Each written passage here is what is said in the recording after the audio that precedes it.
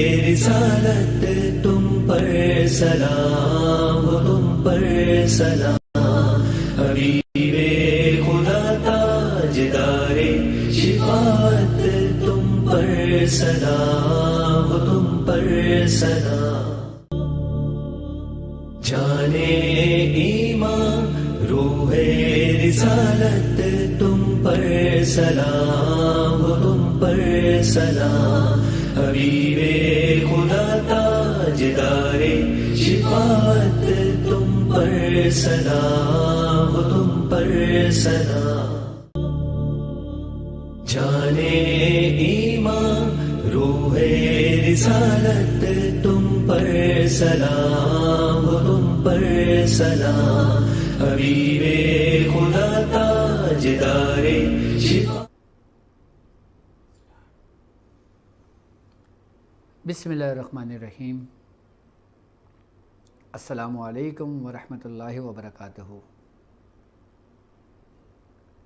میں اپنے تمام معزز اپنے پیر بھائیوں کو، اپنے شاگردوں، اپنے مریدوں اور جو لوگ میرے ساتھ اس روحانی سفر میں شامل ہیں اور جو لوگ سورہ قریش کے لشکر کا ایک حصہ ہیں اور جو لوگ میری اس مبارک ماہ ربیع الاول کی ٹرانسمیشن جانے ایمان کا حصہ ہیں، ان تمام لوگوں کو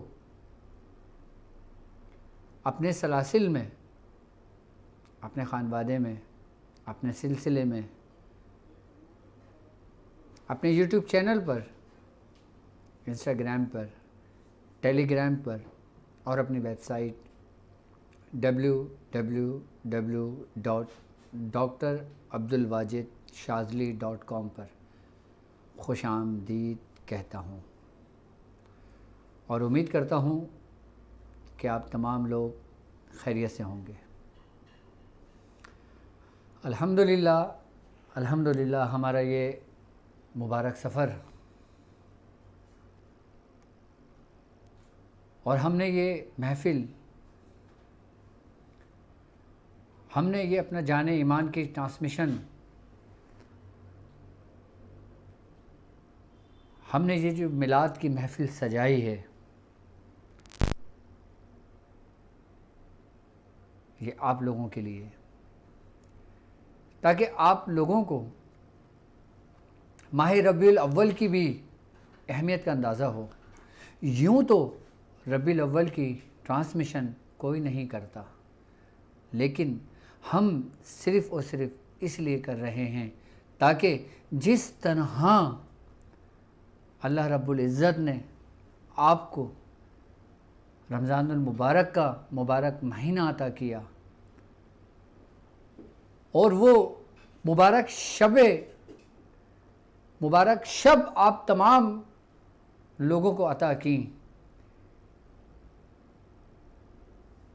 اور وہ مبارک دن آپ لوگوں کو عطا کیا کہ جس کا ہم چرچا کرتے ہیں، لیکن ہم اس شب سے غافل ہو جاتے ہیں، ہم اس مہینے سے غافل ہیں کہ جو بہت مبارک مہینہ ہے، یعنی کہ ماہ ربیع الاول۔ یہ ایک ایسا مہینہ ہے کہ جس میں اللہ رب العزت نے اپنے محبوب کو، اپنے حبیب کو روئے زمین پر تمام کائنات کے انسانوں کے لیے، تمام عالمین کے لیے رحمت للعالمین بنا کر بھیجا۔ کیوں نہ ہم اس نعمتوں کا چرچا کریں، کیوں نہ ہم اس کے محبوب کا ذکر کریں کہ جس کا ذکر وہ خود میلاد کی صورت میں کرتا ہے، جس کا ذکر خود وہ ملائکہ کی مجلس میں کرتا ہے، جس کا ذکر وہ خود اپنے دوستوں کے ساتھ مل کر کرتا ہے، کہ جس کے لیے اس نے اس پوری کائنات کی تخلیق کر دی۔ کیوں نہ ہم بھی اس کا ذکر کریں، اور ایسا ذکر کریں، ایسا ذکر کریں کہ ہو سکتا ہے یہی ذکر ہمارے لیے ہماری بخشش کا سما ہو جائے. کیونکہ اللہ رب العزت نے جب اپنے محبوب کو اس دنیا میں بھیجا اور جب خبر پہنچی ابو لہب کے کانوں میں، اور ابو لہب کون؟ کہ جس کا قرآن کی آیت میں ذکر ہے کہ تبت یدا ابی لہب وتب، کہ جب اس کے کانوں تک یہ خبر پہنچی کہ ان کے بھتیجے کی ولادت ہوئی ہے، تو اس کی ایک لونڈی تھی، اس کی ایک غلام تھی جس کا نام صوبیہ تھا، اس نے اس کو آزاد کر دیا جب یہ خبر اس کے کانوں میں ملی. اس نے اپنے غلام کو آزاد کر دیا اس خوشی میں کہ ان کے بھتیجے کی ولادت ہوئی ہے، یعنی محمد بن عبداللہ صلی اللہ علیہ وآلہ وسلم کی. ایک دفعہ اسی لونڈی نے خواب میں یہ دیکھا ابو لہب کو، اور پوچھا ابو لہب سے کہ تیرا یہاں پہ کیا حال ہے اور تیرے ساتھ رب نے کیا ماجرا کیا؟ تو وہ کہتا ہے کہ میں عذاب میں ہوں، لیکن سوموار کے دن یعنی پیر کے دن اس عذاب میں مجھ پہ کمی کر دی جاتی ہے اور 2 انگلیوں سے مجھے پانی دیا جاتا ہے جو میں پانی پیتا ہوں. اس کافر کی کہ جس نے سرکار دو عالم صلی اللہ علیہ وآلہ وسلم کو حیات میں بہت تکلیف پہنچائی، جب وہ مرا اس کو جب خواب میں دیکھا تو اس کی بھی اللہ رب العزت نے کمی کی، صرف اس وجہ سے کہ اس نے اپنی زندگی میں اس وقت سرکار دو عالم صلی اللہ علیہ وسلم کی ولادت کی خوشی میں اپنے غلام کو آزاد کر دیا تھا. تو الحمدللہ ہم تمام مسلمان ہیں، ہمارا ایمان ہے توحید پر، ہمارا ایمان ہے رسالت پر. جب ہم ان کی ولادت کی خوشی منائیں گے تو اللہ رب العزت ہمیں کن کن نعمتوں سے نوازے گا. اور میں یقین رکھتا ہوں اس بات پہ کہ اگر ہم اس کے محبوب کی ولادت کا جشن مناتے ہیں تو یقیناً ہماری ہر مراد پوری ہوتی ہے. ولادت کا جشن منانا یہ نہیں کہ ہم نے شور شرابہ کرنا شروع کر دینا ہے. ولادت کا جشن منانے سے مطلب گھر میں خوشی کا اظہار کرنا، درود شریف کی کثرت کرنا اور ایسے نیک اعمال کرنا اور سرکار دو عالم صلی اللہ علیہ وآلہ وسلم کی بارگاہ میں اس کو بھیجنا. یہ مطلب ہے جشن منانے کا، خوشی منانے کا. الحمدللہ آج ہماری ٹرانسمیشن 2 ہے، ایپیسوڈ 2 جان ایمان. سب سے فرسٹ ٹرانسمیشن میں ہم نے اپنی ٹرانسمیشن کا آغاز اس نور سے کیا، اور آج ہم ذکر انشاءاللہ تعالی حضرت آدم علیہ السلام کی ولادت سے کریں گے، اور اس کے بعد جو ٹرانسمیشن کا سلسلہ ہمارا آگے کی جانب بڑھتا جائے گا، پھر ہم سرکار دو عالم صلی اللہ علیہ وآلہ وسلم کے پھر شان اور پھر آپ کے معاملات کو بیان کریں گے.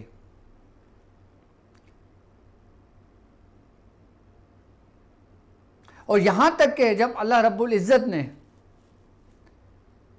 زمین پر اپنا خلیفہ بنانا چاہا تو اللہ رب العزت نے حضرت جبرائیل علیہ السلام کو کہا کہ اے جبرائیل کہ روح زمین پر میں اپنا خلیفہ بنانا چاہتا ہوں. تو حضرت جبرائیل نے کیا کہا تھا کہ یا الہ العالمین، یا رب العالمین، کہ یہ زمین پر فساد کریں گے، فساد نہ کریں گے، یہ جھگڑیں گے نہیں. تو اللہ رب العزت نے فرمایا کہ جو میں جانتا ہوں وہ تم نہیں جانتے. اور حضرت جبرائیل علیہ السلام کو حکم ہوا کہ وہ روح زمین پر جائیں اور مٹی اکٹھا کریں. جب حضرت جبرائیل علیہ السلام جب روح زمین پر اترے تو زمین نے مخاطب ہو کر کہا کہ اے جبرائیل، میں اللہ رب العزت کی پناہ مانگتی ہوں کہ تو مجھ سے کچھ کم کرے یا میری مٹی کو خراب کرے. تو حضرت جبرائیل علیہ السلام نے کہا کہ میں تجھے اللہ کی پناہ میں دیتا ہوں، اور حضرت جبرائیل لوٹ گئے. پھر حضرت میکائیل علیہ السلام کو حکم ہوا، حضرت میکائیل علیہ السلام کے ساتھ بھی یہی معاملہ ہوا۔ پھر حضرت اسرائیل علیہ السلام آئے، اور جب حضرت اسرائیل علیہ السلام کو زمین نے کہا کہ میں تجھے اللہ کی پناہ مانگتی ہوں کہ تو میری مٹی کو خراب کرے یا مجھ میں سے کچھ کم کرے، تو حضرت اسرائیل علیہ السلام نے کہا کہ میں بھی اللہ کی پناہ چاہتا ہوں کہ جو حکم میرے رب نے مجھے دیا ہے۔ آپ نے مٹی اٹھائی، اور مختلف رنگوں کی مٹی اٹھائی آپ نے، جس میں سرخ بھی تھی، سیاہ بھی تھی، سفید بھی تھی، مختلف رنگ کی مٹی اٹھا کر آپ رب کی بارگاہ میں پیش ہو گئے۔ اور جب آپ رب کی بارگاہ میں پیش ہوئے تو اللہ رب العزت نے فرمایا کہ اے اسرائیل، تم نے میرے حکم کی تکمیل کو پورا کیا، جس طرح تم حضرت آدم علیہ السلام کی مٹی کو اٹھا کر لے کر آئے ہو سب سے پہلے، تو اس ابن آدم کی روح کو بھی تم ہی قبض کرو گے۔ تب حضرت اسرائیل علیہ السلام کی ڈیوٹی لگائی گئی۔ اور جب اللہ رب العزت نے حضرت آدم علیہ السلام کا جو اسٹرکچر بنایا مٹی سے، جب مٹی کو ایک جگہ جمع کیا گیا تو کہتے ہیں بزرگان دین کہ 40 دن تک وہ مٹی پڑی رہی، 40 دن تک اس پہ پانی پڑتا رہا، جس سے وہ مٹی سڑ گئی، مٹی میں بدبو آنے لگی، اور اس کے بعد 40 دن تک پھر تیز دھوپ اس پہ لگی، اور پھر اللہ رب العزت نے خود اپنے ہاتھوں سے حضرت آدم علیہ السلام کی تکمیل کی، ان کی تخلیق کی۔ اس لیے اس رب کو معلوم تھا کہ شیطان جو ہے وہ اس پہ برتری جتائے گا۔ جب اللہ رب العزت نے حضرت آدم علیہ السلام کی تخلیق کر دی تو شیطان نے دیکھا کہ یہ کیا مجسمہ ہے کہ جو اندر سے کھوکھلا ہے، کہ جس میں آواز آتی ہے، جیسے آپ مٹکا ہوتا ہے، مٹکے کو اگر ہم کچھ مارتے ہیں تو ٹن ٹن کی آواز آتی ہے، کہ جیسے کھن کھناتی مٹی سے اللہ رب العزت نے حضرت آدم علیہ السلام کی تخلیق کی۔ قرآن میں ہے باقاعدہ ذکر اس کا، یہاں تک کہ فرشتے بھی خوف زدہ ہو گئے تھے۔ تو شیطان نے کہا کہ اللہ رب العزت نے آدم کو کیوں تخلیق کیا، آخر اس میں کیا راز ہے؟ تو شیطان نے حضرت آدم علیہ السلام کے اندر گھسنا چاہا، تو اس نے ناف کے ذریعے شیطان حضرت آدم علیہ السلام کے جسم کے اندر گھسا، اور اس نے پورا جائزہ لیا کہ اللہ رب العزت نے اس کو بنایا کیوں آدم علیہ السلام کو۔ اور پھر وہ جب وہاں سے نکلا تو پھر جو ناف کی جو مٹی تھی، اللہ رب العزت نے ملائکہ کو حکم دیا کہ یہ ناف کی جو مٹی ہے نا، اس کو نکال کر پھینک دیں، حضرت آدم سے جدا کر دیں۔ بزرگان دین فرماتے ہیں کہ جب حضرت آدم علیہ السلام کے ناف میں سے مٹی نکال کے جب پھینکی گئی تو اس سے کتا پیدا ہوا تھا۔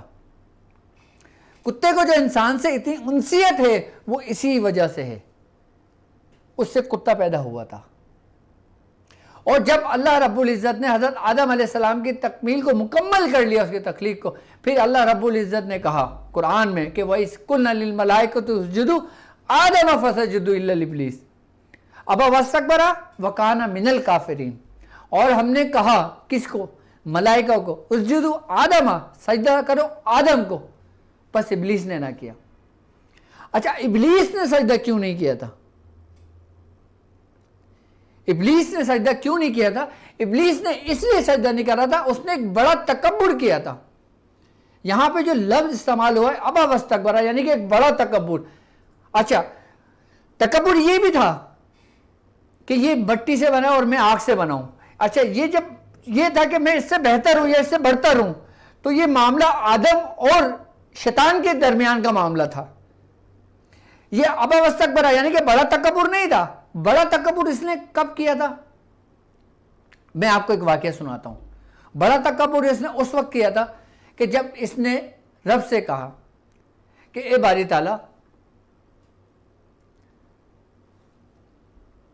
میں نے تیری اتنی عبادت کی ہے، اب تو مجھے یہ بتا کہ تیرا محبوب بندہ کون ہے، تیرا محبوب کون ہے؟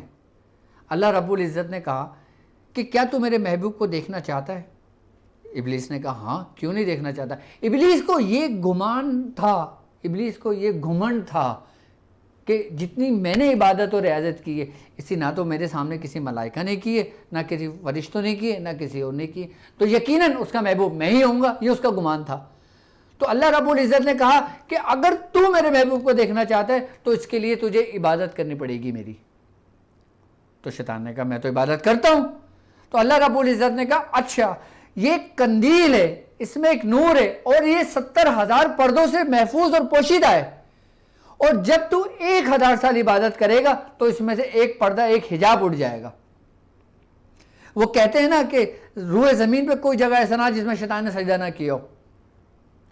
تو شیطان نے پھر سجدہ کس لیے کیا, کس نیت سے کیا, کس غرض سے کیا کہ میں اس کے محبوب کو دیکھوں. وہ محبوب کون ہے؟ پھر اس نے سجدہ کرنا شروع کیا. اس نے 1,000 سال عبادت کی, ایک پردہ اٹھ گیا. پھر اس نے 2,000 سال عبادت کی, پھر ایک پردہ اٹھ گیا. اس طریقے سے اس نے 70,000 سال عبادت کی, اور جب 70 پردے اس کے اوپر سے ہٹ گئے تو ایک قندیل برآمد ہوئی. اس نے دیکھا, اس نے کہا یا الہ العالمین یہ تو قندیل ہے. تو اللہ رب العزت نے حکم دیا کہ اے ابلیس 1,000 سال عبادت اور کر. جب اس نے 1,000 سال عبادت اور کی تو اس قندیل میں سے نور پھوٹا, اور نور لکھا ہوا تھا کہ لا الہ الا اللہ محمد رسول اللہ. جب شیطان کی نظر اس پہ پڑی, اچھا نور محمد ہی سب سے پہلے دیکھا بھی شیطان نہیں. جب اس نے وہ لفظ دیکھا محمد رسول اللہ کا, محمد کا لفظ دیکھا, تو اس نے کہا باری تعالیٰ یہ محمد کون ہے؟ تو اللہ رب العزت نے کہا یہ میرا محبوب ہے. تو اس کے دل میں اس وقت جلن, ایک حسد پیدا ہوئی کہ میرا نام کیوں نہیں ہے. تو اللہ رب العزت نے کہا کہ میرا ایک محبوب ہے اور ایک مردود بھی ہے. جب اللہ رب العزت نے یہ کہا کہ ایک مردود بھی ہے تو تمام ملائکہ کے اندر ایک ہلچل سی مچ گئی کہ کہیں میں نہ ہوں, کہیں یہ نہ ہو, کہیں وہ نہ ہو. تو تمام ملائکہ اپنی عبادت میں اور مزید ذوق میں لگ گئے. تو شیطان نے کہا اللہ تبارک تعالیٰ سے کہ یا الہ العالمین یہ بتا وہ تیرا محبوب تو میں نے دیکھ لیا, اب وہ مردود کون ہے؟ اللہ رب العزت نے کہا کہ ہم اس کا فیصلہ عنقریب کریں گے. اور وہ فیصلہ عنقریب کب ہوا؟ وَإِذْ قُلْنَا لِلْمَلَائِكَةِ اسْجُدُوا آدَمَ فَسَجَدُوا إِلَّا إِبْلِيسَ, کہ جب اللہ تبارک تعالیٰ نے تمام ملائکوں کو حکم دیا کہ سجدہ کرو آدم کو, تو تمام ملائکہ سجدے میں چلے گئے, شیطان سجدے میں نہیں گیا. اچھا حکم ہمیں سجدے کا ہوا تھا, ملائکہ کو سجدے کا ہوا تھا. جب ملائکہ تمام سجدے میں چلے گئے تھے, شیطان سجدے میں نہیں گیا تھا. ابا واستکبر, اس نے تکبر کیا تھا. کون سا تکبر کیا تھا؟ جو اس نے محبوب سے بغض رکھا تھا, اس نور سے بغض رکھا تھا. وَكَانَ مِنَ الْكَافِرِينَ, اللہ رب العزت نے اس کو کافروں میں سے کر دیا تھا. جب ملائکہ نے سجدے سے سر اٹھایا اور جب دیکھا کہ یہ ملاؤن کھڑا ہوا ہے, اکڑ کے کھڑا ہوا ہے, تکبر کے ساتھ, غرور کے ساتھ, تو تمام ملائکہ دوبارہ سجدے میں چلے گئے. بزرگان دین فرماتے ہیں کہ نماز کے اندر ہم جو سجدہ کرتے ہیں نا, وہ پہلا سجدہ فرض ہے جس کا ہمیں حکم ہے, اور جو دوسرا نماز میں بھی سجدہ کرتے ہیں وہ شکر کا سجدہ کرتے ہیں کہ اللہ تبارک تعالیٰ نے ہمیں فرما بردار لوگوں میں سے رکھا ہے. ملائکہ نے بھی اس وقت شکر کا سجدہ کیا تھا. اس وقت شیطان مردود ہوا, پھر اس کو نکلنے کا حکم ہوا, اور جب اس کو نکلنے کا حکم ہوا تو اس نے مہلت مانگی رب سے, اور رب نے اس کو مہلت دی ایک میعاد تک, ایک وقت تک. اس نے کہا کہ میں تیرے لوگوں کو گمراہ کر دوں گا کہ جس کی وجہ سے تو نے مجھے مردود کیا ہے, میں ان تمام لوگوں کو گمراہ کر دوں گا. تو اللہ رب العزت نے کیا فرمایا کہ جو میرے خاص بندے ہیں ان پہ تیرا زور نہیں چلے گا. اس وقت سے دشمنی آدم کی اور شیطان کے درمیان شروع ہوئی, وہاں سے اس کا آغاز ہوا. اور پھر اللہ رب العزت نے 1,24,000 پیغمبر بھیجے انہی شیاطین کے شر سے محفوظ رکھنے کے لیے اور ہدایت کا رستہ بتانے کے لیے اور صحیح رستہ دکھانے کے لیے کہ اصل رستہ کیا ہے, کیونکہ وہ شیطان اس دنیا میں آ کے لوگوں کو گمراہ کر چکا تھا. اور یہاں تک کہ اس گمراہی کی ابتدا ہی حضرت آدم علیہ السلام کی اولادوں سے ہوئی, حابل اور قابل سے. جب حابل اور قابل کے دوران معاملات ہوئے تو قابل نے قتل کر دیا حضرت حابیل علیہ السلام کو.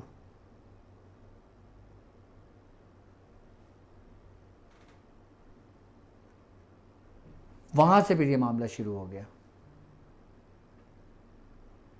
لیکن ہر نبی، جس طرح کل کی ٹرانسمیشن میں نے آپ کو بتایا تھا، ہر نبی ایک عہد لے کے اس دنیا میں آئے تھے. ہر انبیاء کرام عہد لے کے اس دنیا میں آئے تھے.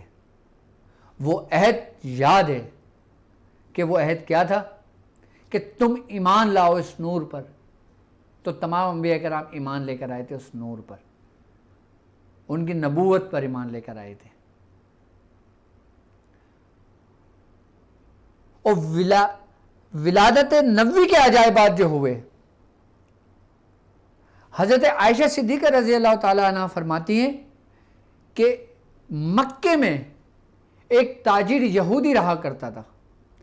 جس دن سرکار دو عالم صلی اللہ علیہ وآلہ وسلم کی ولادت ہوئی، اس وقت اس یہودی نے اپنے ارد گرد تمام یہودیوں کو جمع کیا اور کہا کہ اس قریش قبیلے کے اندر کوئی ایک بچہ پیدا ہوا ہے، یہ معلوم کرو. تو تمام لوگوں کے گھروں کے اندر جا کے پتہ کیا تو پتہ لگا کہ عبداللہ بن مطلب کے گھر ایک بیٹا پیدا ہوا ہے کہ جس کا نام انہوں نے محمد صلی اللہ علیہ وآلہ وسلم رکھا ہے. تو اس یہودی نے کہا کہ کیا تم مجھے اس بچے کے پاس لے جا سکتے ہو؟ تو جو خبر لے کر آئے تھے وہ اس یہودی کو سرکار دو عالم صلی اللہ علیہ وآلہ وسلم کے گھر مبارک کے قریب لے گئے.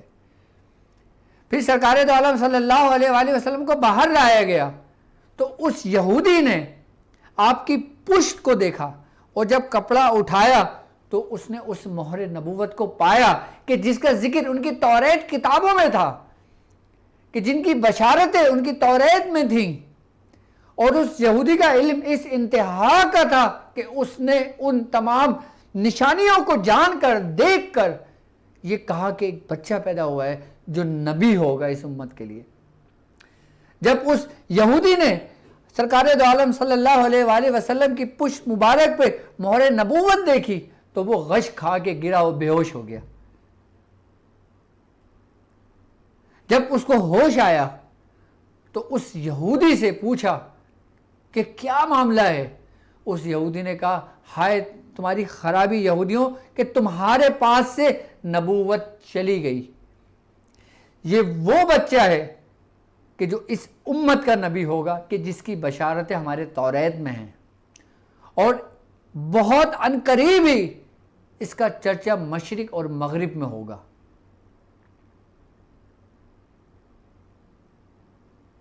اور جس روز جس شب سرکار دو عالم صلی اللہ علیہ وآلہ وسلم کی ولادت ہوئی، اس وقت ایوان کثر میں سے 14 کنکر گرے، اور وہ آتش قدہ جو ایران کے اندر 1000 سال وہ آگ جلتی رہی تھی، یعنی کہ وہ آگ وہ شیطانی آگ تھی کہ جس کی وہ لوگ پوجا کیا کرتے تھے، جس کو شیطان نے گمراہ کر دیا تھا. اور شیطان نے کہا تھا کہ یہ تمہارا رب ہے، اور شیطان اپنی ہی صورت میں ان لوگوں کا معاون و مددگار تھا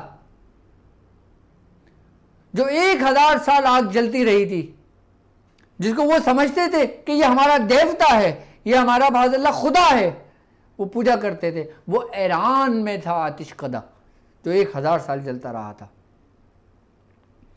جس دن سرکار دو عالم صلی اللہ علیہ وآلہ وسلم کی ولادت مبارک ہوئی، اس وقت وہ آتش قدہ بجھ گیا، یعنی ختم ہو گیا.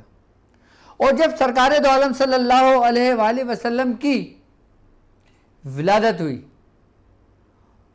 اس وقت آسمانوں پہ فرشتوں کے پہرے لگا دیے گئے. کیوں؟ کیونکہ شیطان جو تھے نا وہ فرشتوں کی جا کے آوازیں سنا کرتے تھے عرش کے عظیم کی، کہ وہاں پہ کیا معاملہ چل رہا ہے، کیا باتیں چل رہی ہیں، اور پھر روز زمین پہ آ کے لوگوں کو بتایا کرتے تھے کہ جس سے لوگوں کو وہ گمراہ کرتے تھے.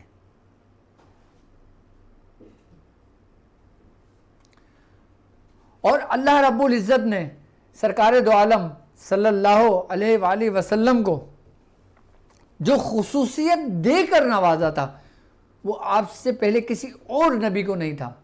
کہ جیسے سرکار دو عالم صلی اللہ علیہ وآلہ وسلم آپ جب پیدا ہوئے تو آپ کی ناف نہیں تھی.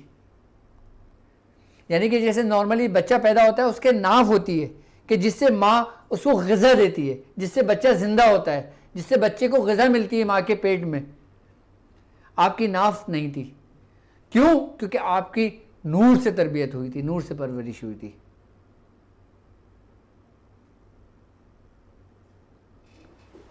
یہ آپ کی خصوصیت تھی.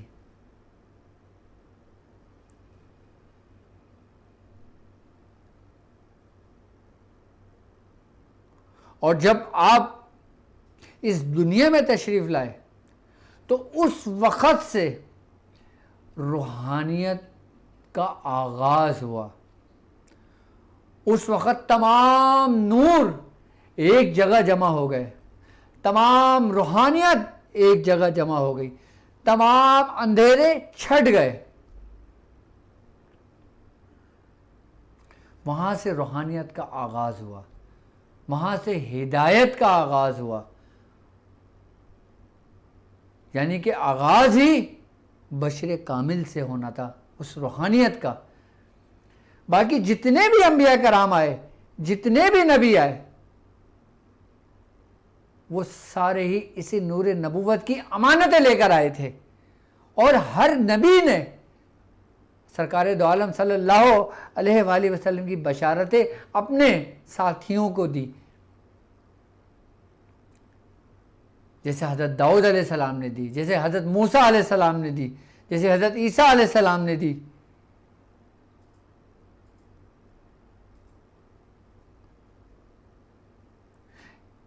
کہ اگر تمہارے دور میں یہ نبی آ جائیں تو تم ان پر ایمان لانا.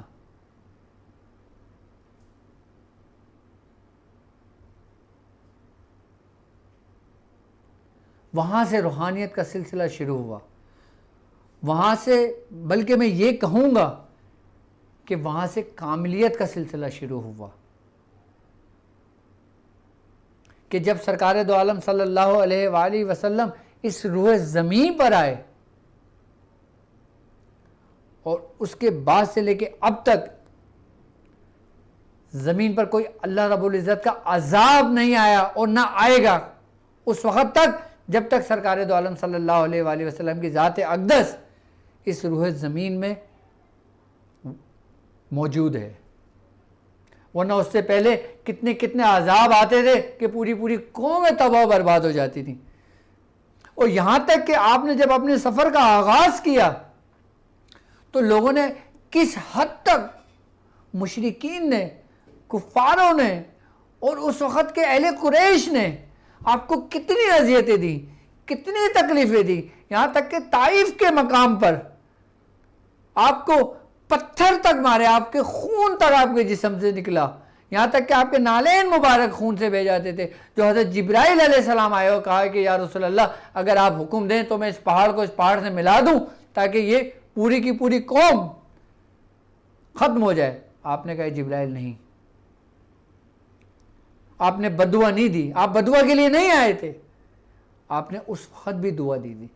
کیونکہ آپ کو معلوم تھا کہ انہی میں سے اتنے جلیل و قدر صحابہ کرام ہوں گے کہ جن سے دین کا راستہ پھیلے گا, جن سے تبلیغ کا راستہ پھیلے گا, جن سے روحانیت پھیلے گی. اور پھر جب صحابہ کرام ایمان لے کر آئے, آپ کی صحبت اختیار کی, اور جب اللہ رب العزت نے آپ کو نعمتوں سے نوازا تو دیکھیں پوری کائنات روشن ہو گئی. اور اس کم عرصے میں, یعنی کہ سرکار دو عالم صلی اللہ علیہ وآلہ وسلم کی اگر حیات مبارکہ اٹھا کے پڑھیں, جتنے کم عرصے میں اتنی تیزی سے دین پھیلا, اسلام پھیلا, آپ کے جو تعلیمات تھیں وہ پھیلی. اس سے پہلے کسی بھی نبی کی اتنی تیزی سے تعلیمات نہیں پھیلی, آپ کا پیغام نہیں پھیلا, کسی بھی نبی کا نہیں پھیلا کہ جتنا کم عرصے میں سرکار دو عالم صلی اللہ علیہ وآلہ وسلم کا پیغام اس دنیا میں پھیلا.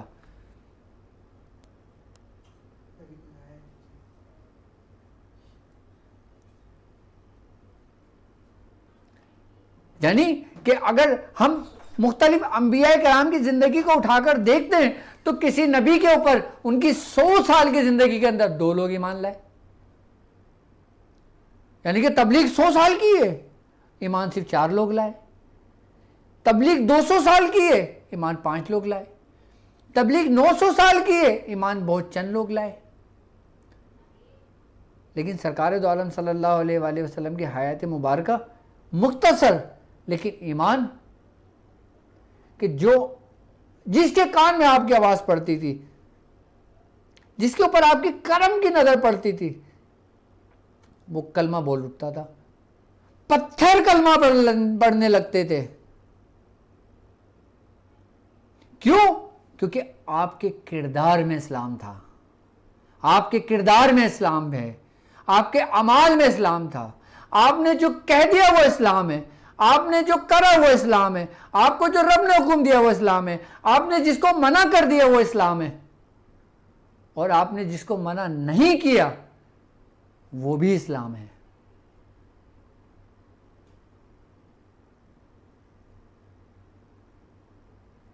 یعنی کہ اسلام پوری حیات سرکار دو عالم صلی اللہ علیہ وآلہ وسلم کی سیرت ہے، زندگی ہے. یہی دین ہے، یہی اسلام ہے، اس سے ہٹ کر کچھ بھی نہیں ہے.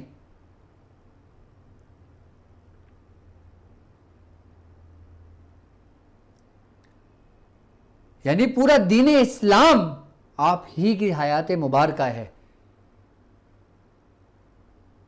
پورا دین اسلام.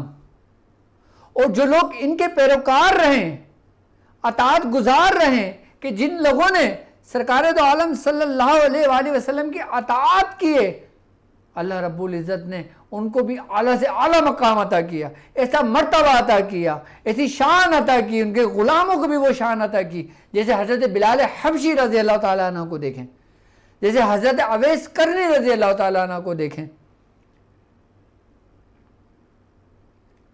کسی سے آپ کا ظاہری سلسلہ جاری ہوا اور کسی سے آپ کا باطنی سلسلہ جاری ہوا، جیسے حضرت اویس کرنی رضی اللہ تعالیٰ عنہ.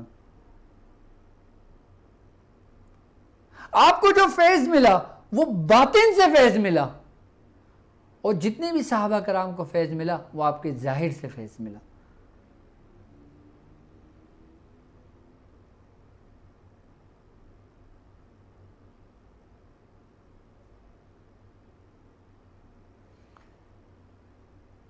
یہیں سے تمام معاملات کی، تمام روحانیت کی آغاز آپ ہی کی حیات مبارکہ سے ہوتا ہے، اور اس کی انتہا جو آغاز ہوتا ہے اس کی انتہا بھی ہوتی ہے. روحانیت کا آغاز آپ کی حیات مبارکہ سے ہوا، اور اس کی انتہا حضرت امام مہدی علیہ السلام کی حیات مبارکہ پہ ہوگا. یعنی کہ ابتدا اور انتہا یہ پورا دین مکمل ہوگا. اس میں پوری روحانیت مکمل ہو جائے گی اس میں. اور جب حضرت امام مہدی علیہ السلام کا ظہور ہو جائے گا، پھر اس کے بعد سب کچھ اپنے اختتام کو پہنچنے لگے گا.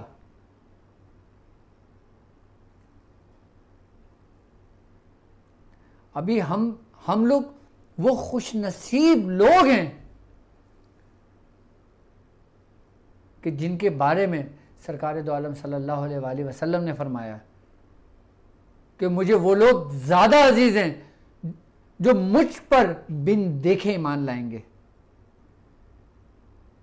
صحابہ نے فرمایا یا رسول اللہ ہم سے زیادہ بھی آپ کو کوئی عزیز ہے؟ آپ نے کہا ہاں، مجھے وہ لوگ تم سے زیادہ عزیز ہوں گے، اور مجھے تم سے زیادہ عزیز ہیں جو بن دیکھے مجھ پر ایمان لائیں گے، جو بن دیکھے مجھ پہ میں سب کچھ لوٹا دیں گے اپنا. ہم لوگ کتنے خوش نصیب امت ہیں، ہم کتنے خوش نصیب لوگ ہیں کہ ہم ان لوگوں میں شامل ہیں کہ ہم نے اپنے بزرگوں سے صرف سنا، ہم نے کتابوں سے پڑھا، ہم نے قرآن کو سمجھا، اور ہم ایمان لائے، بنا دلیل کے ایمان لائے. ہم بنا کسی حجت کے ایمان لائے، ہم بن دیکھے ایمان لائے. اور جو بن دیکھے سودا کرتا ہے اللہ رب العزت پھر اس کو اپنی شیان شان کے حساب سے اس کو عطا فرماتا ہے. یہاں سے روحانیت کا آغاز ہوا اور اس کے آغاز کے ساتھ ساتھ روحانیت کے آغاز کے ساتھ ساتھ ابتدائی حال میں اگر ہم دیکھتے ہیں تو سرکار دو عالم صلی اللہ علیہ وآلہ وسلم کی طبیعت عام لوگوں سے بالکل ہٹ کرتی اور ایسی طبیعت تھی کہ آپ بالکل تنہا رہنا پسند کرتے تھے، یہاں تک کہ آپ غار ہیرا میں چلے جایا کرتے تھے اور کھانے پینے کا سامان لے کے چلے جایا کرتے تھے اور 2-2 3-3 دن کچھ دن آپ وہاں رہا کرتے تھے. جب اس روحانیت کی ابتدا سرکار دو عالم صلی اللہ علیہ وآلہ وسلم نے اپنے حیات مبارکہ کی ابتدا کی، جب آپ غار ہیرا میں گئے تو آپ یہ سوچا کرتے تھے کہ میں کون ہوں، میں کیا ہوں، میں کس لیے پیدا کیا گیا ہوں. آپ غور و فکر کیا کرتے تھے، آپ تنہا میں خاموش بیٹھ جایا کرتے تھے، آپ سکون سے بیٹھ جایا کرتے تھے، آپ اسی کے متعلق سوچا کرتے تھے کہ یہ کائنات کیا ہے. کیونکہ یہ حضرت ابراہیم علیہ السلام کا بھی طریقہ کار تھا. حضرت ابراہیم علیہ السلام نے بھی غور و فکر کیا تھا کہ آپ نے چاند کو دیکھا، آپ نے کہا نہیں یہ تو غروب ہو گیا، یہ میرا خدا نہیں ہو سکتا. یہ سورج یہ غروب ہو گیا، یہ میرا خدا نہیں ہو سکتا. یہ چاند ستارے یہ سب ان کی روشنیاں کم بڑھ گئیں، یہ میرا خدا نہیں ہو سکتا. میرا خدا وہ ہے کہ جس نے ان سب کو بنایا. تو سرکار دو عالم صلی اللہ علیہ وآلہ وسلم نے آپ نے سب سے پہلے غور و فکر ہی کیا. آپ بالکل مراقب ہو کے بیٹھ جایا کرتے تھے، آپ وہاں پہ ذکر و اذکار اور یہ عبادت کرتے تھے. یہ آپ کی سب سے افضل ترین عبادت تھی اور سب کی ابتدائی عبادت تھی آپ کی، اور ایسی عبادت تھی کہ اللہ رب العزت نے حضرت جبرائیل علیہ السلام کو حکم دیا کہ جو حضرت جبرائیل علیہ السلام وحی لے کر آئے.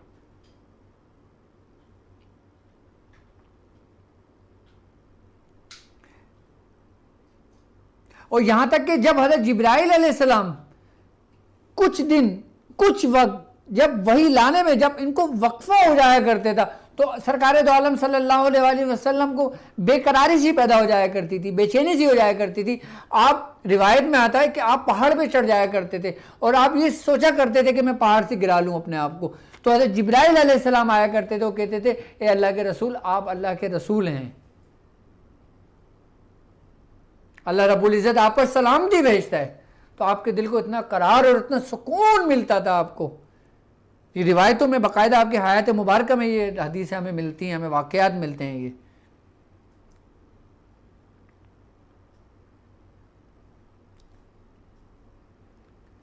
اسی لیے بزرگان دین فرماتے ہیں کہ اگر آپ لوگ روحانیت کی دنیا میں قدم رکھنا چاہتے ہو تو آپ نے سب سے پہلے پیروی کرنی ہے، اپنے آقا کی پیروی کرنی ہے، اپنے نبی کی پیروی کرنی ہے، اپنے محبوب کی اطاعت کرنی ہے، رسول اللہ صلی اللہ علیہ وآلہ وسلم کی. یعنی اگر آپ نے روحانیت کی دنیا میں قدم رکھنا ہے تو سب سے پہلے آپ نے غور و فکر کرنا ہے. آپ نے وہ ابتدائی عبادت کرنی ہے جو آپ کے نبی نے کی. کیوں بزرگان دین فرماتے ہیں کہ ذکر غور و فکر کے ساتھ کرو.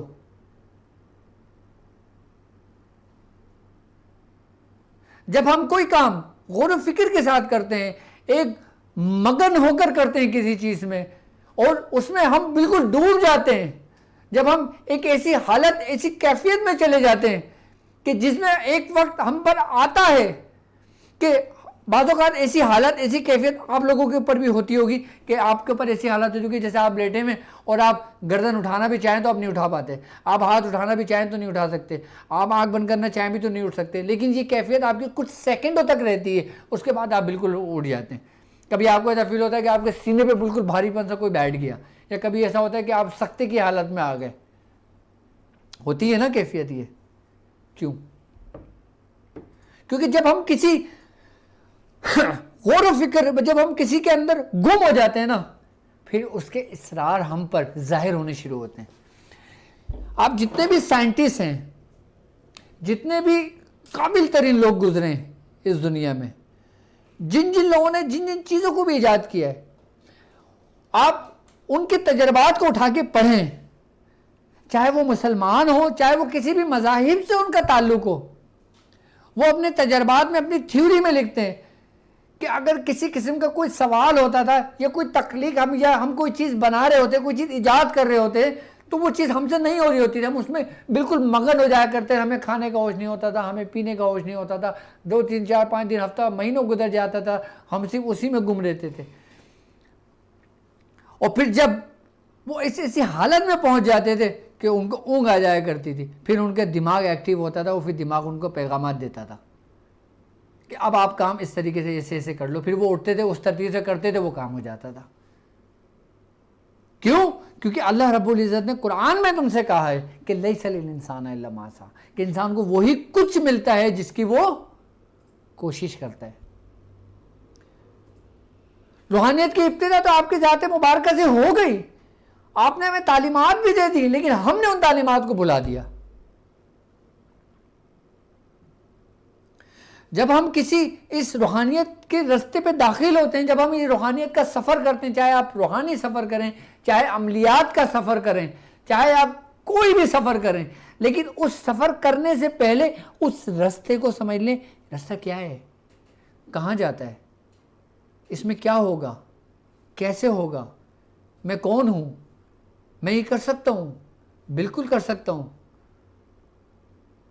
یہ آپ کی ابتدان ہے، آپ اپنے آپ کو تیار کر رہے ہوتے ہو، آپ جیسا پیغام اپنے خود کو دے رہے ہوتے ہو، جیسے آپ کا پیغام آپ کے دماغ کو جا رہا ہوتا ہے، آپ کے نیورونز کنیکشن بالکل اسی ترتیب اور اسی طریقے سے بن رہے ہوتے ہیں کہ جس طریقے سے آپ سوچ رہے ہوتے ہیں، آپ گمان کر رہے ہوتے ہیں، آپ کر رہے ہوتے ہیں۔ سب سے پہلے آپ نے غور و فکر کرنا شروع کر دیا، اس سفر کی ابتدا کی بات کر رہا ہوں، آغاز کی بات کر رہا ہوں۔ جب آپ نے اپنے آپ کو تیار کرنا شروع کیا، میں کر سکتا ہوں، میں کر لوں گا، اور میرے لیے یہ رستہ ہے، اور میں ان امانتوں کو لوں گا، میں ان نعمتوں کو حاصل کروں گا، اور میں ان نعمتوں کو شکر ادا کروں گا۔ آپ یقین جانیے، اگر آپ اس کے اہل بھی نہیں ہوں گے نا، لیکن اگر آپ نے اس پہ پریکٹس کر لی، آپ نے غور و فکر کر لیا، آپ نے توجہ کر لیا، آپ نے اچھا گمان کر لیا، تو آپ کو کامیابی سے کوئی نہیں روک سکتا۔ یہاں تک کہ سرکار دو عالم صلی اللہ علیہ وآلہ وسلم کی حدیث مبارکہ آپ نے فرمایا کہ اچھی تدبیر یعنی کوشش اور دعا آپ کی تقدیر کو بدل دیتی ہے۔ اب تقدیر میں آپ کی روحانیت کو حاصل کرنا نہیں ہے، سمجھنا میری بات اس کلیے کو۔ آپ یہ سمجھتے نا کہ یار یہ روحانیت کو، اس رستے کو حاصل کرنا یا اس نعمت کو حاصل کرنا یا اس رستے پہ چلنا میری تقدیر میں نہیں ہے، تو رسول اللہ صلی اللہ علیہ وآلہ وسلم نے کیا فرمایا کہ آپ کی تدبیر اور دعا آپ کی تقدیر کو بدل دیتی ہے۔ یعنی تقدیر کی لکھی ہوئی، جو یہ سمجھ لیں کہ مخلوق کی تقدیر زمین و آسمان بننے سے 50,000 سال پہلے لکھی گئی، یعنی مخلوق کی تقدیر آسمان اور زمین کی تخلیق سے 50,000 سال پہلے لکھی گئی ہے۔ وہ تقدیر کب بدل رہی ہے کہ جب آپ کیا کر رہے ہیں، اچھی تدبیر کر رہے ہیں، جب آپ غور و فکر کر رہے ہیں، جب آپ ریاض کر رہے ہیں، جب آپ محنت کر رہے ہیں، جب آپ اس رستے پہ چل رہے ہیں، آپ کی وہ تقدیر بھی چینج ہو رہی ہے۔ کس سے؟ آپ کی اچھی تدبیر سے بھی۔ اور اچھی تدبیر یہ سمجھ لیں ہدایت ہے آپ کی۔ اور دعا آپ کے بزرگوں کی، دعا آپ کے ماں باپ کی، دعا آپ کے پیر و مرشد کی، دعا ان ہاتھوں کی جو آپ کی غیر موجودگی میں اٹھتے ہیں، دعا آپ کے ان بھائیوں کی جو آپ کی غیر موجودگی میں آپ کے لیے دعا کرتے ہیں۔ وہ دعا جلدی قبول ہوتی ہے جو آپ کی غیر موجودگی میں آپ کے پیچھے کی جائے۔ یعنی کہ روحانیت کا آغاز تو ہو چکا، آپ کی روحانیت کا آغاز کب ہوگا؟ ہر جگہ نور ہی نور ہے، ہر جگہ روحانیت ہی روحانیت ہے، لیکن آپ کے اندر اندھیرا ہے. تو اپنے من کو کیسے روشن کریں؟ اپنے اندر کے جہالت کو کیسے دور کریں؟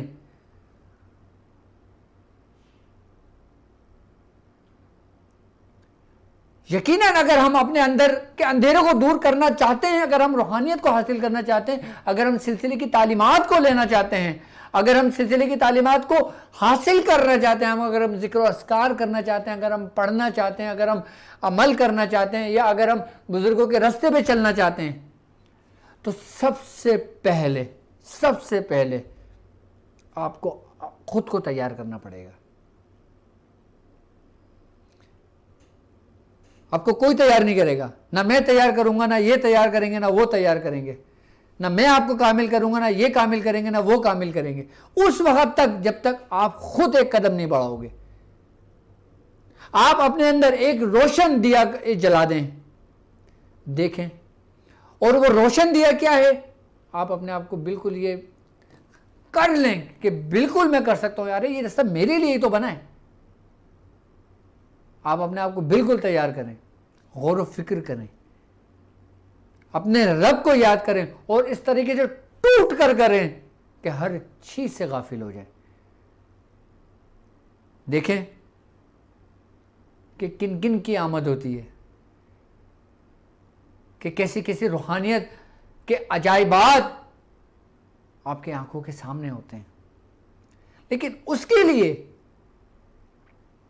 ایک کرب کے سمندر سے گزرنا پڑتا ہے، ایک آگ کا دریا آپ نے پار کرنا ہوتا ہے. لیکن جو لوگ وہ تکلیفیں اٹھا لیتے ہیں، جو لوگ ان آزمائش سے نکل جاتے ہیں، پھر ان کو نعمتوں سے ایسی نعمتیں ملتی ہیں جیسے اللہ رب العزت اپنے دوستوں کو کہتا ہے کہ یہ خلیل اللہ ہے، یہ صفی اللہ ہے، یہ روح اللہ ہے.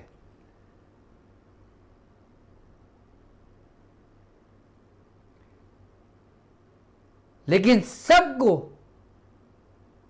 ان خطاب نوازنے سے پہلے ایک کرب کے سمندر سے گزرنا پڑا. جیسے حضرت ابراہیم علیہ السلام، جب نمرود نے آپ کے لیے آگ جلائی اور 40 دن تک وہ آگ جلتی رہی،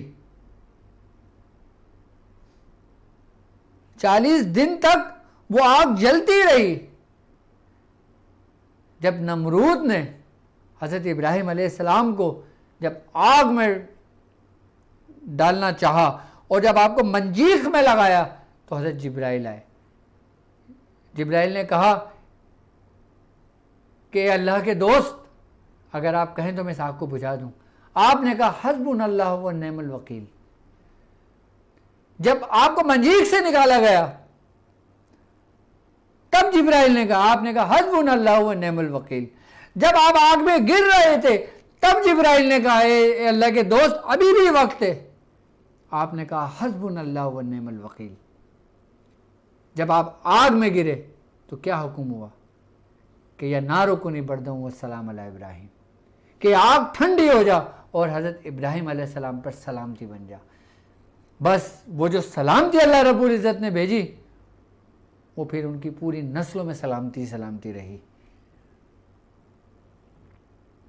پہلے ایک کرب کے سمندر سے گزارا،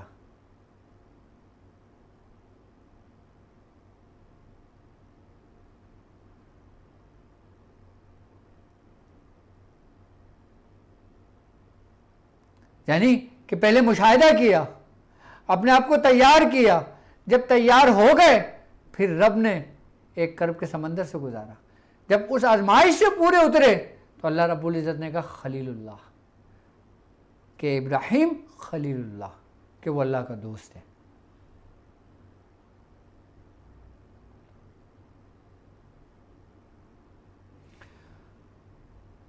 لیکن آج کے دور میں اور اس امت پہ اللہ رب العزت نے اتنی آسانیاں کر دی ہیں، اتنی آزمائش اللہ رب العزت اس امت پہ نہیں ڈالتا صرف اپنے محبوب کی وجہ سے، جتنا آپ صلی اللہ علیہ وسلم سے پہلے اللہ رب العزت نے اپنے دوستوں کو جب آزمائش میں ڈالا تو بہت سخت آزمائش میں ڈالا کرتا تھا. لیکن جب سرکار دو عالم صلی اللہ علیہ وسلم اس دنیا میں محبوس ہوئے تو پھر اس امت پر آزمائش بھی کم کر دی گئی. वरना आप हज़रत अय्यूब अलैहिस्सलाम का वाक़या देख लें, हज़रत याकूब अलैहिस्सलाम का वाक़या देख लें, हज़रत यूनुस अलैहिस्सलाम का वाक़या देख लें, हज़रत ईसा अलैहिस्सलाम के वाक़या देख लें, हज़रत शीश अलैहिस्सलाम का वाक़या देख लें, हज़रत दाऊद अलैहिस्सलाम के मामलात देख लें, हज़रत नूह अलैहिस्सलाम के मामलात देख लें कि अल्लाह तबारक ताला ने किस किस तरह अपने उन्हीं बंदों को जो मखसूस थे इस दुनिया में भेजा और फिर उनको आजमाया। और हम पर कितना करम है, हम पर कितनी रहमत है, हम लोग कितने खुश नसीब लोग हैं कि जो हम इस उम्मत का हिस्सा बने, कि हमारे नबी की वजह से हम पर अल्लाह रब्बुल इज़्ज़त ने एक तो नेमतें भी तमाम करी और आसानियाँ ही आसानियाँ करी और आजमाइश में इतनी कमी कर दी कि ना होने के बराबर। हमें वो भी आजमाइश कठिन लगती है। क्यों? क्योंकि हम वो देखते नहीं है ना, हम वो समझते नहीं है, हम भी जरा सी तकलीफ होती है, हाय हाय हाय हाय हाय।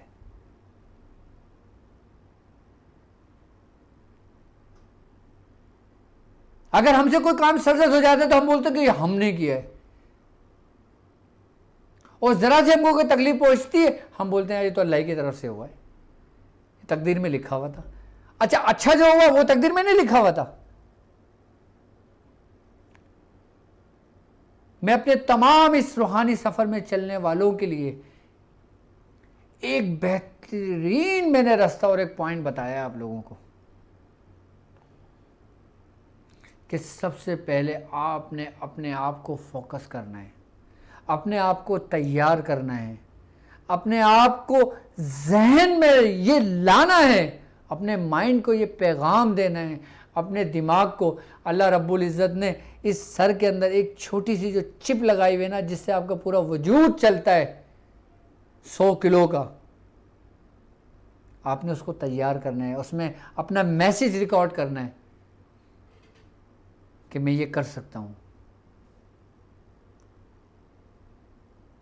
अच्छा गुमान यहाँ तक के गुमान के बारे में है, यहाँ तक कि सोच के बारे में है कि अल्लाह रब्बुल इज़्ज़त फरमाता है कि तुम जैसा गुमान रखते हो, तुम जैसा गुमान करते हो, मैं उसको पूरा करने के लिए तुम्हारे करीब हो जाता हूँ। यार और क्या चाहिए हमें? हमें ये थोड़ी कि 40 दिन में चिल्ला करना है, मोक्कल को बुलाना है, फरिश्ते को, उसको जिन्नात को बुलाना है, या किसी शैतान को हाजिर करना है, या इसका इलाज कर देना है या उसका इलाज कर देना है। 40 दिन में कोई हाजिरियाँ नहीं होती। लोगों को 40-40 साल लग जाते हैं हाजिरियाँ करते हुए, और फिर वो खालियात होते हैं। और जो लोग हथियार डाल देते हैं, अपने आप को तैयार कर लेते हैं, फिर उन पे हर दिन हाजिरी होती है।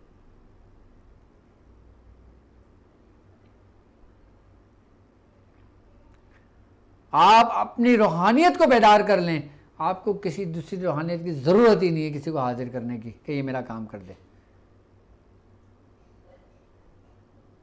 और जिन लोगों ने अपने सफ़र का आगाज़ गौर व फिक्र से नहीं किया, वो आज भी वहीं के वहीं है जहाँ से चले थे। आप खुद को मिसाल ले लें, आप अपनी मिसाल ले लें।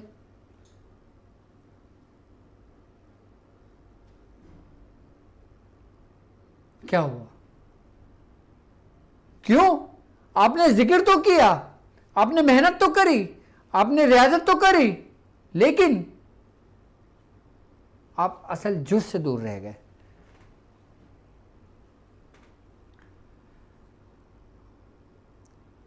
आज की जो हमारी ट्रांसमिशन है जाने ईमान, आप हमें इस वक्त लाइव कॉल भी कर सकते हैं, और आप यही ट्रांसमिशन हमारी वेबसाइट www.drabdulwajidshadili.com पर भी देख सकते हैं। और इंशाल्लाह हमारी ये ट्रांसमिशन जाने रमज़ान जाने ईमान इंशाल्लाह ताला 12 रबीउल अव्वल तक इंशाल्लाह मेरी ज़िंदगी रही तो इंशाल्लाह कंटिन्यू होगी इंशाल्लाह।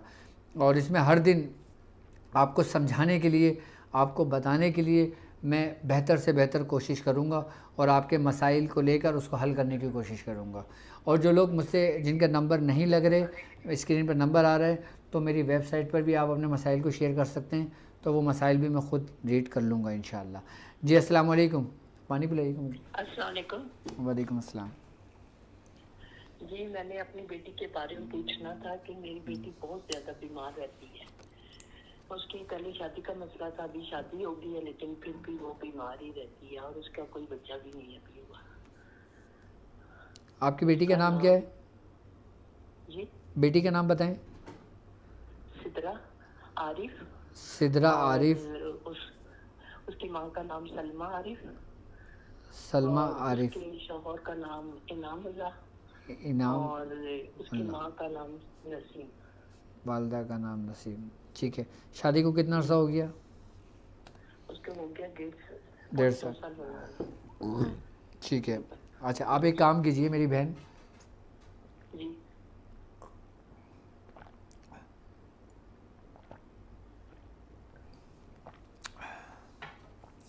आपने औलाद के लिए सूरह मुहम्मद, जी क्या सूरत मोहम्मद। सूरह मुहम्मद अपनी बेटी को कहें 1 मरतबा रोज़ाना पढ़ा करें, ठीक है? अच्छा इसके मामलात में कोई ऐसी रुकावट नहीं है, कोई बंदिश नहीं है, कोई कुछ नहीं है, अच्छा ठीक है? ये सिर्फ एक दफ़ा सूरह मुहम्मद पढ़ें और इंशाअल्लाह ताला पूरे 40 दिन रेगुलर पढ़ें लग कर, और दुआ करें अल्लाह रब्बुल इज़्ज़त इनको औलाद की नेमत से नवाजेगा। और औलाद के लिए और ख़ासकर औलाद नरीना के लिए बुज़ुर्गान दीन फरमाते हैं, अगर कोई शख्स, कोई औरत ये उम्मीद रखती है कि उसकी औलाद नरीना हो और ये तलब रखती है, तो उसको चाहिए कि वो सूरह मुहम्मद पढ़े एक बार। जब वो सूरह मुहम्मद एक बार पढ़ेगी ना, तो अल्लाह रब्बुल इज़्ज़त सूरह मुहम्मद की बरकत से उसको औलाद नरीना नवाजेगा। लेकिन तरीक़ेकार यही है कि 1 मरतबा रोज़ाना 40 दिन रेगुलर पढ़े, और अगर बीच में कोई गैप आ जाए तो दोबारा से 40 दिन शुरू करे उसको। जी अस्सलाम वालेकुम।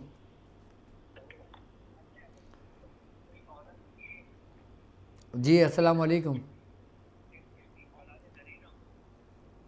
जी मेरी बहन, मैं आपको सुन सकता हूँ। अच्छा, आप लोग अपने मसाइल मुझसे शेयर कर सकते हैं, क्योंकि ये ट्रांसमिशन मैंने आप लोगों की आसानी के लिए शुरू की है कि ताकि हम इस मिलाद की महफ़िल में भी शरीक हो जाएं और ज़्यादा से ज़्यादा हम ज़िक्र व अस्कार में भी रहें, अपने बुज़ुर्गों के वाक़यात भी सुनें, और इसके अलावा हम अपने मसाइल भी एक डिस्कस करें और फिर उसका हल भी जानें कि उसका हल हमारे लिए क्या है।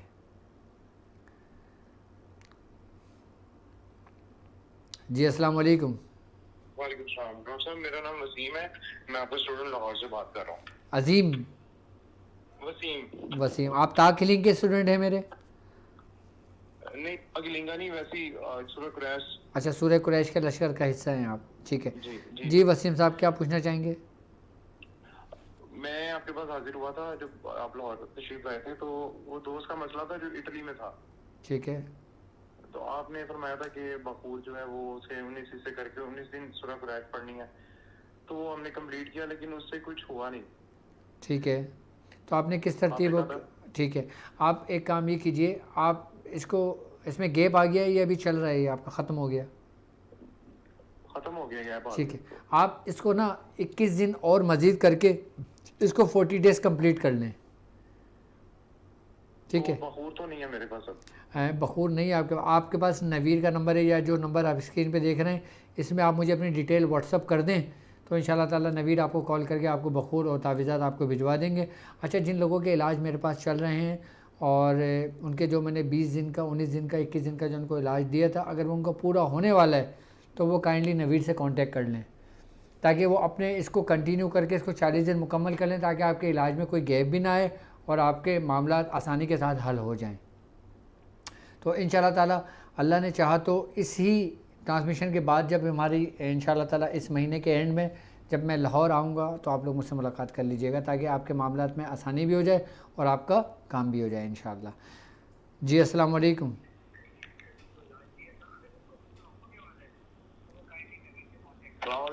वालेकुम अस्सलाम वरहमतुल्लाह।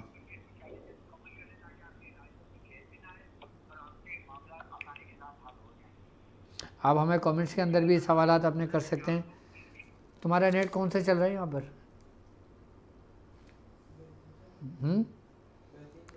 नहीं, इसमें नवीर कनेक्ट हुआ हुआ या साविन ग्रुप है?